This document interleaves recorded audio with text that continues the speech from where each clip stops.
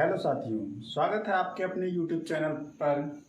मैं अंकित आज लेकर आया हूँ NCERT बेस्ड साइंस क्लास 6 का तीसरा चैप्टर है तंतु से वस्त्र। दोस्तों, तंतु आपको एक नया वर्ड लग रहा होगा, लेकिन इसका आशय होता है रेशे जिसका हम लोग आए शब्दों में आए दिन प्रयोग करते हैं। इसका रेशा उसका रेशा निकला है, तो उसी के आधार पे हम लोग इसका तंतु का आशय रेशे से लेते हैं। तो दोस्तों, इस टॉपिक में हमको क्या क्या पढ़ना है इसके बारे में हम लोग पहले चर्चा कर लेते हैं, उसके बाद हम लोग प्रारंभ करेंगे। ठीक, तो हमारा पहला टॉपिक होगा, इसमें पहला होगा तंतु एवं तंतु के प्रकार। सबसे पहले हम इसको जानने का प्रयास करेंगे। उसके बाद हमारा दूसरा टॉपिक होगा प्राकृतिक तंत्र।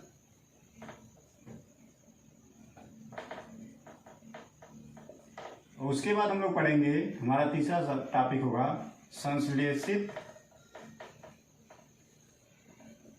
तंत्र। इन दोनों को समझने के बाद हम लोग बात करेंगे कपास, जिसको हम लोग रुई कहते हैं साधारण भाषा में, या जूट जिसको आमतौर पे पटसन कहा जाता है, इसके बारे में बात करेंगे। फिर हमारा अगला टॉपिक होगा रेशम। रेशम क्या है इसके बारे में बात करेंगे। फिर उसके बाद हमारा टॉपिक होगा ऊन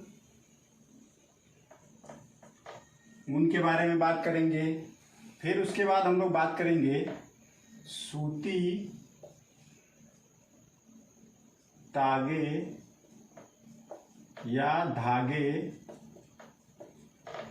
की कताई। सूती तागे और धागे कैसे बनाए जाते हैं उसके बारे में हम लोग बात करेंगे। फिर इन धागों से तागे या धागे, इससे तागे से वस्त्र निर्माण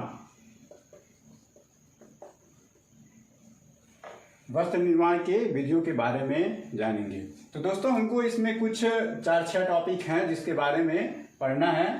तो जो कि इसको पढ़ने के बाद क्लास 6 के जितने भी बच्चे हैं वे अपने प्रश्नावली के सभी प्रश्नों का उत्तर दे पाएंगे। और जो लोग अन्य प्रतियोगी परीक्षाओं के लिए बेसिक चीज़ के लिए NCERT पढ़ते हैं, उन लोगों के लिए भी यह बहुत ही उपयोगी होगा। इनसे उनका कॉन्सेप्ट क्लियर होगा।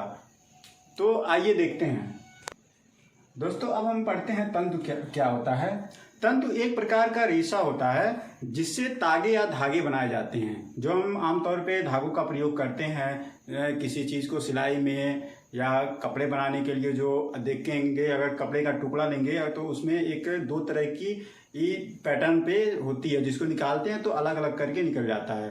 तो दोस्तों, ये जो होते हैं तागे, जो तंतु है या रेशे हैं, यह एक पतली और गुच्छे में होते हैं। ठीक, यह जो तंतु हैं, आइए लिखते हैं इसके बारे में, कुछ नोट्स भी बनाना जरूरी है। यह एक प्रकार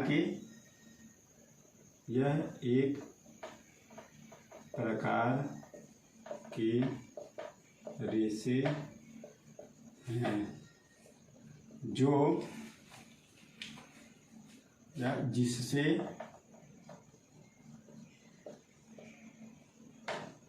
तागे अथवा धागे बनाए जाते हैं। यह मुख्यतः 2 प्रकार के होते हैं। यह मुख्यतः 2 प्रकार के होते हैं। पहला प्रकार है प्राकृतिक तंत्र और दूसरा है संश्लेषित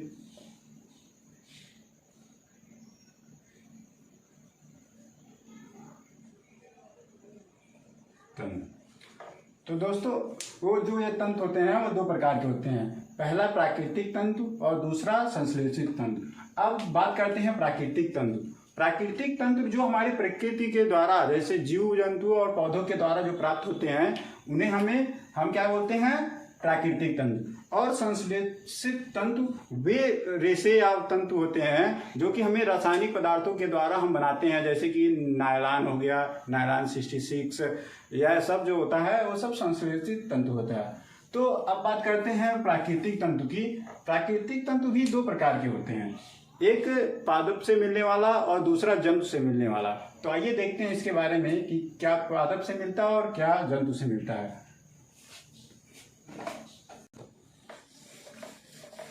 अब बात करेंगे प्राकृतिक तंतु की।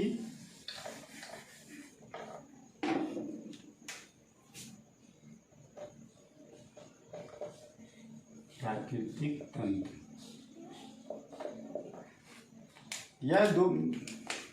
यह दो प्रकार के होते हैं। पहला है इसमें पादपों से प्राप्त तंतु और दूसरा है जंतुओं से प्राप्त तंतु। पादपों से प्राप्त तंतु का अर्थ यह होता है कि जो हमें पौधों के द्वारा जो रेशे प्राप्त होते हैं उनको हम क्या बोलते हैं, पादपों से प्राप्त तंतु। इसमें उदाहरण है जैसे कपास हो गया, कपास या रुई, और दूसरा हो गया जूट या पटसन। अब बात करते हैं जंतुओं से प्राप्त तंतु की। जंतुओं से प्राप्त तंतु वे तंतु होते हैं जो कि हमें जंतुओं के बालों या उनके खालों के द्वारा प्राप्त होता है, जैसे कि रेशम, दूसरा है ऊन। तो ये जो तंतु हैं वे जंतुओं से प्राप्त होते हैं। तो दोस्तों ये थे हमारे प्राकृतिक तंतु के प्रकार। अब बात करते हैं संश्लेषित तंतु के बारे में।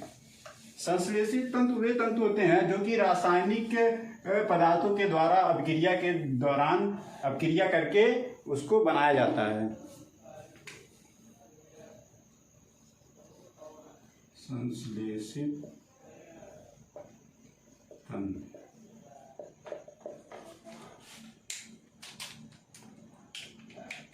रासायनिक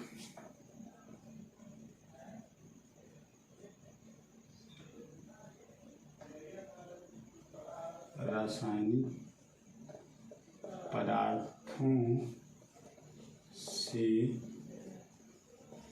निर्मित रेशे या तंतु संश्लेषित तंतु या रेशे कहलाते हैं। जैसे नायलॉन,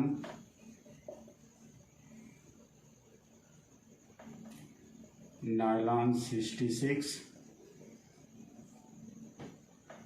नायलॉन 66, रेयान हो गया। उसके बाद एक्रिलिक आदि। जो ये सब जो रेशे होते हैं, आप लोगों ने सुना होगा आमतौर पे नायलॉन, यहाँ पे नायलॉन 66 होगा, ठीक। तो ये जो सब हैं वे सब प्रोसेस के द्वारा बनाए जाते हैं, जिसे क्या बोलते हैं, संश्लेषित तंतु।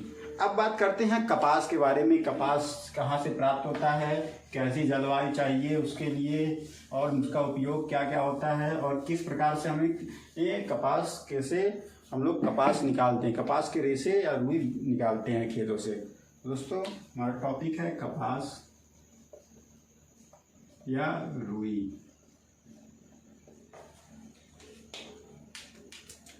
कपास या रुई की खेती करने के लिए हमें काली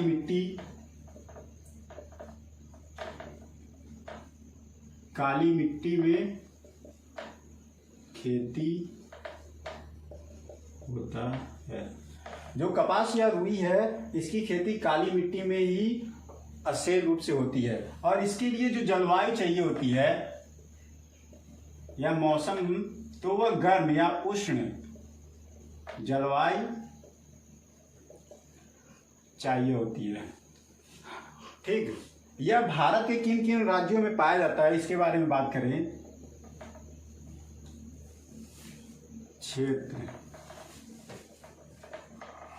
क्षेत्र के अंतर्गत महाराष्ट्र,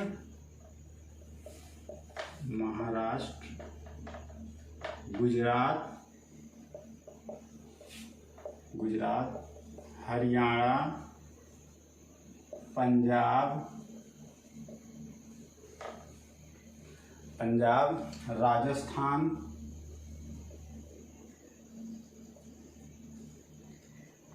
उसके बाद तमिलनाडु, इन सब क्षेत्रों में अत्यधिक कपास या रुई पाया जाता है। अब बात करते हैं कि इसका उपयोग क्या क्या होता है, उपयोग के बारे में।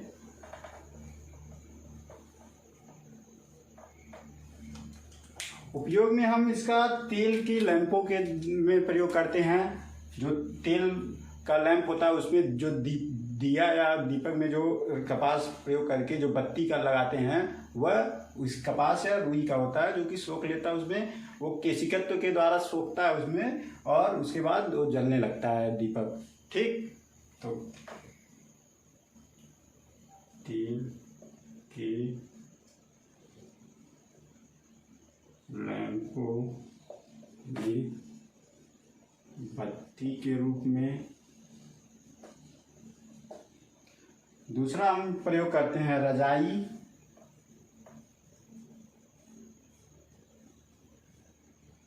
गद्दों, तकियों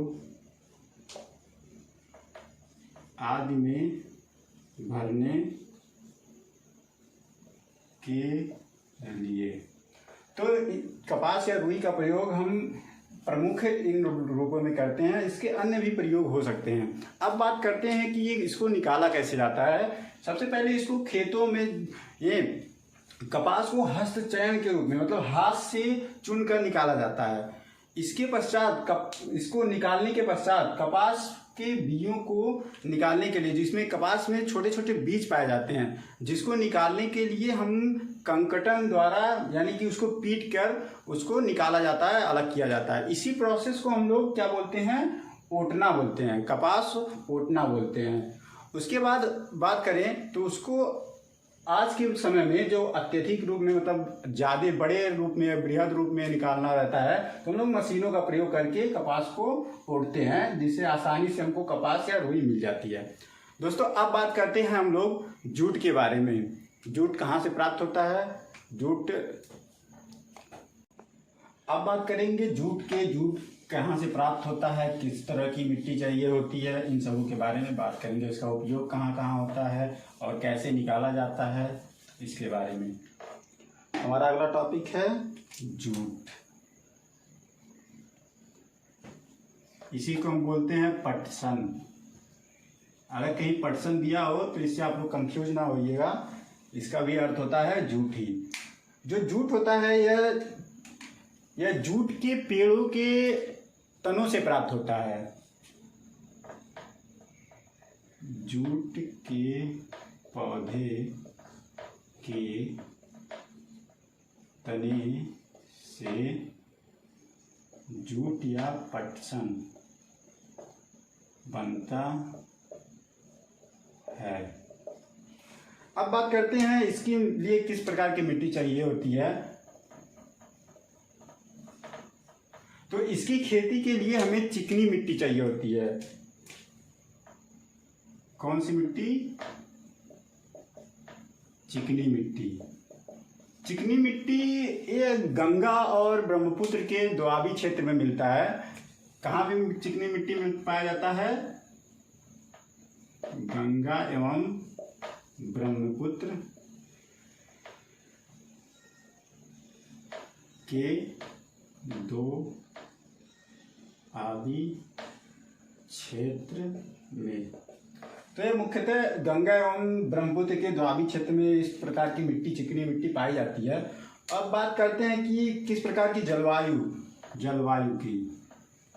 तो जो जूट होता है इसके लिए चाहिए होता है बरसात या वर्षा ऋतु। वर्षा ऋतु में ही जूट का या पटसन का खेती किया जाता है। अब बात करते हैं कि ये कौन कौन से स्टेट में मुख्यतः, या अगर स्टेट की बात करें या क्षेत्र की बात करें तो यह मुख्यतः बिहार,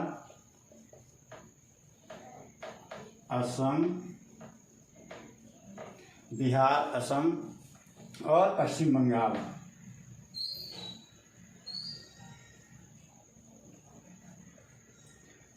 बंगाल। यह यहाँ इन तीनों राज्यों में अधिक मात्रा में पाए जाते हैं। अब बात करें कि इसको कैसे निकालते हैं और कैसे बनाते हैं। सबसे पहले इसको जब जूट की खेती होती है तो खेतों से इसको पुष्पन की अवस्था में ही इसको निकाला जाता है। जब पुष्पन की अवस्था में निकालने के बाद इसको क्या करते हैं, इसके तने को पानी में डुबा के रखते हैं और कुछ समय तक उसको सड़ने के लिए छोड़ देते हैं। जब यह तना जो गल जाता है जूट का, तो उसके बाद उसके रेशों को आसानी से निकाल लेते हैं। ठीक, तो इसी प्रोसेस के द्वारा हम लोग निकालते हैं इसको। अब उसके बाद हम लोग उससे वस्त्र या कुछ भी बोरा वगैरह बनाना। अब बात करते हैं कि इससे क्या क्या बनाया जाता है। उपयोग के बारे में बात कर लेते हैं।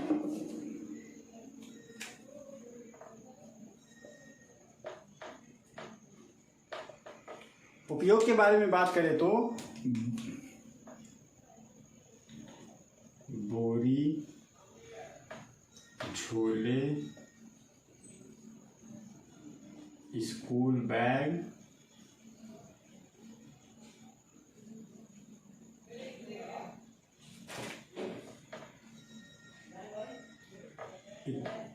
इत्यादि बनाने में इसका प्रयोग करते हैं। तो दोस्तों अब हम लोग जान चुके हैं जूट के बारे में भी। अब बात करते हैं ऊन के बारे में। हमारा अगला टॉपिक है ऊन। ऊन इस शब्द से तो सभी लोग परिचित होंगे। घरों में, गांव में देखा जाता है तो जो माँ होती हैं या दादी होती हैं या सिस्टर होती हैं, ये सब क्या करती हैं कि ऊन के द्वारा ही स्वेटर का निर्माण करती हैं। अब बात करते हैं ऊन की। ऊन मुख्यतः हमको जो भेड़ होती है उसके बालों के द्वारा प्राप्त होता है, लेकिन कहीं कहीं पे जैसे पहाड़ी क्षेत्रों में याक के बालों से, रेगिस्तानी क्षेत्रों में ये अगर बात करें तो वो जो ऊँट होते हैं उनके माध्यम से भी हमको उसका ऊन प्राप्त होता है। तो स्रोत में भेड़, बकरी, याक, ऊँट। अब इसका प्रयोग कहाँ कहाँ करते हैं। ऊन के प्रयोग से तो सभी लोग संबंधित होंगे, सभी लोग करते होंगे, जैसे कि स्वेटर,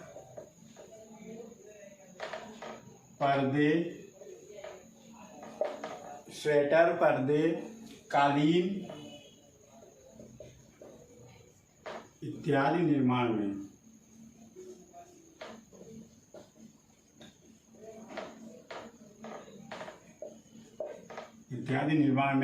ऊन का प्रयोग होता है।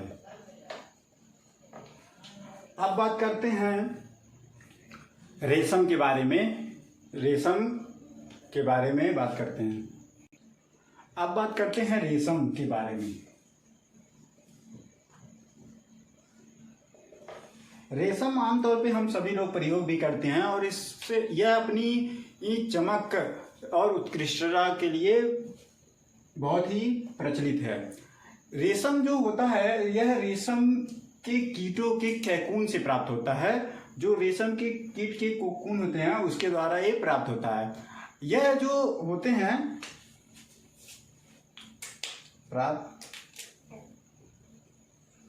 यह रेशम कीट के कोकून से प्राप्त होता है।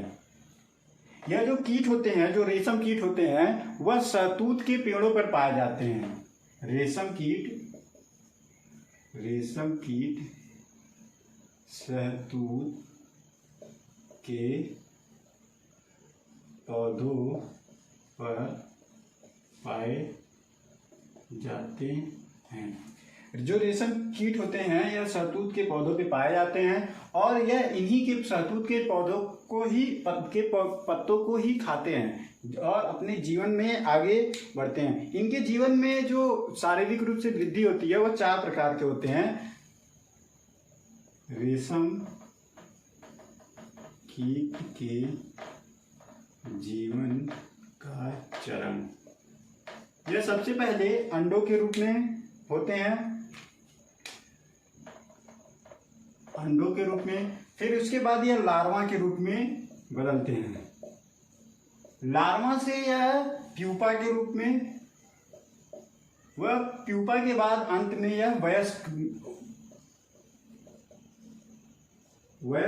हो जाते हैं और फिर उसका इनका जीवन समाप्त हो जाता है। तो इनका जो जीवन काल होता है रेशम के कीटों का, वह 4 चरणों से गुजरता है और यह जब दूसरे चरण में पहुंचते हैं तो यह शहतूत के पेड़ों पे एक चिपचिपा पदार्थ छोड़ते हैं, जिसके कारण जो लार्वा स्टेज होता है इनका, उसमें ये एक चिपचिपा पदार्थ छोड़ते हैं। यही पदार्थ जो होता है वह लार्वा से चिपट जाता है और जो सूखने के बाद रेशों का निर्माण करता है। ठीक, अब बात करते हैं कि इसको निकालते कैसे हैं। जब रेशम के लार्वा से ये रेशम को बनाया कैसे जाता है, तो इसको क्या करते हैं कि जो उबलता पानी होता है उसमें हम लोग जो लार्वा उसको रेशों को जो लपेटे रहता है, जो चिपचिपा पदार्थ होता है उसको उसमें डाल देते हैं, जिससे कि वह जो रेशे होते हैं आसानी से अलग हो जाते हैं। और जब अलग हो जाते हैं तो उनको हम लोग बाहर निकाल के सुखा देते हैं और उसके बाद हम लोग वस्त्र निर्माण कर सकते हैं रेशम से। अब बात करते हैं इसका उपयोग।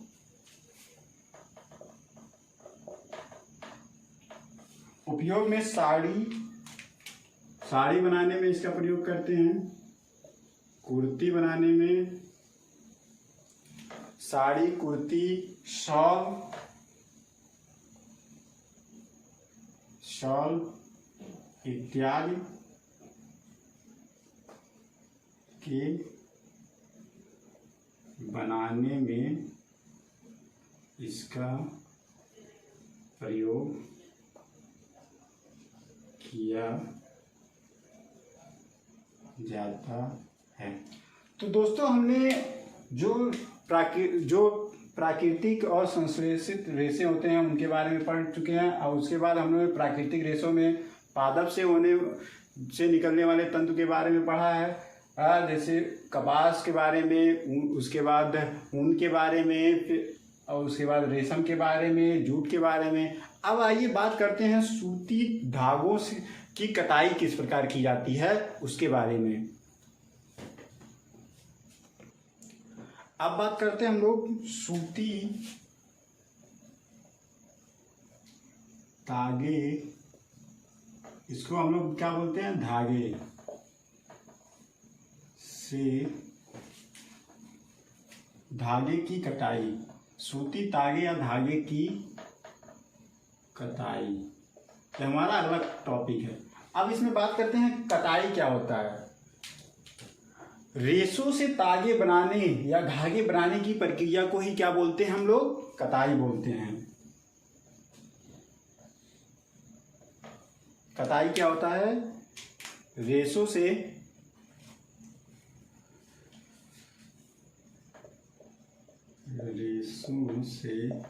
धागे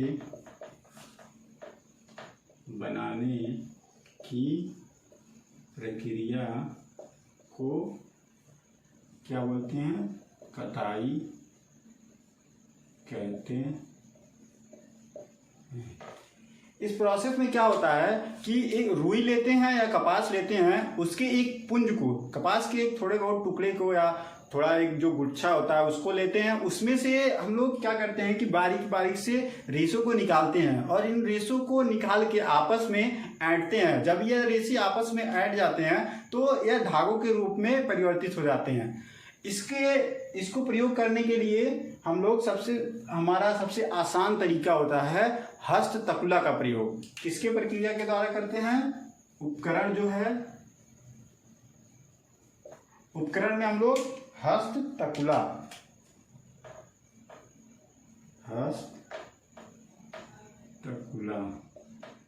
इसको हम लोग क्या बोलते हैं, एक और नाम से जानते हैं,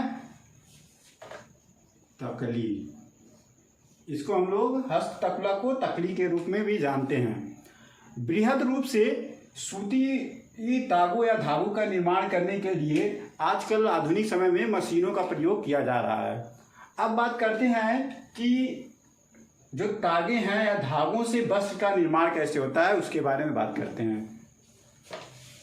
तागे से वस्त्र निर्माण। तागे से वस्त्र निर्माण की दो विधियां होती हैं, दो विधियां प्रमुख होती हैं। वैसे तो कई विधियां हैं, लेकिन दो विधियां प्रमुख होती हैं। हमारा टॉपिक है तागे से या धागे से वस्त्र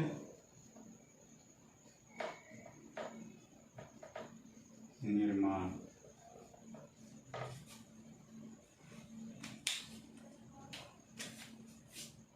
इसकी प्रमुख दो विधियां होती हैं। पहली विधि है बुनाई के माध्यम से और दूसरी है बधाई के माध्यम से। आइए बात करते हैं बुनाई क्या होता है और बधाई क्या होता है।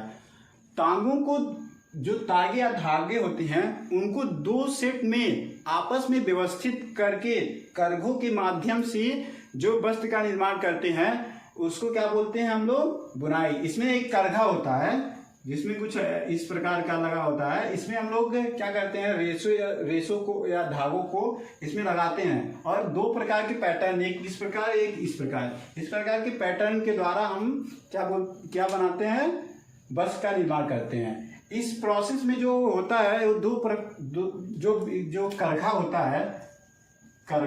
है वह दो प्रकार के करघे प्रयोग में लाए जाते हैं। पहला होता है हस्तचलित, जो हाथ से चलाया जाता है, हस्तचलित करघा। और दूसरा होता है विद्युत चलित करघा। पहले के पारंपरिक समय में हम लोग हस्तचलित करघा का प्रयोग करते थे, लेकिन जैसे जैसे समय बीता गया, मशीनों का उपकरण होता गया, तो विद्युत चलित करघा का भी निर्माण हो गया। इसके माध्यम से हम लोग अब बड़े स्तर पे वस्त्रों का निर्माण बुनाई के माध्यम से करते हैं। अब बात करते हैं बधाई का। तो इसमें जो होता है, इसमें बधाई के प्रोसेस में, ये प्रक्रिया में एक ही तागे का उपयोग करके वस्त्र को बनाया जाता है। इसमें जो दो प्रकार के, जहाँ यहाँ पे बुनाई में हम लोग दो प्रकार के धागों का प्रयोग करते थे, और लेकिन यहाँ पे हम लोग एक ही तागे से वस्त्र का निर्माण करते हैं। तो दोस्तों, आज हमने तंतु से वस्त्र बनाने का प्रोसेस सीखा। अगर यह वीडियो पसंद आया हो तो प्लीज़ लाइक, शेयर और सब्सक्राइब जरूर करें। धन्यवाद।